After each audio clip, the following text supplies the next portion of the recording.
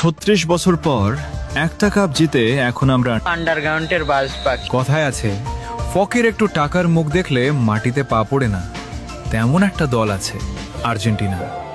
2022 বিশ্বকাপ জেতার পর এমন ভাব ধরছে মনে হয় ফুটবলের জন্মটাই বুঝি 2022 সাল থেকে হয়েছে। এখন তারা অন্য কোনো দলকে দলই মনে করে না। তাদের ভাব এমন, বাকি সবাই মাঠে শুধু হাজিরা দিতে আসে। ব্রাজিলের 5টা বিশ্বকাপের কথা বললে বলে ওগুলো তো অনেক আগের। আরে ভাই, পুরনো বলে ইতিহাস কি ডিলিট হয়ে যায় নাকি? তারপর আবার বলে সব বাপদাদার অর্জন।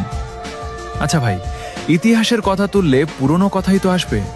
আর তোমাদের ইতিহাসে তো ডিয়েগো মারাদোনার সেই হাতের গোলের গল্প আছে। তবুও এত ভাব।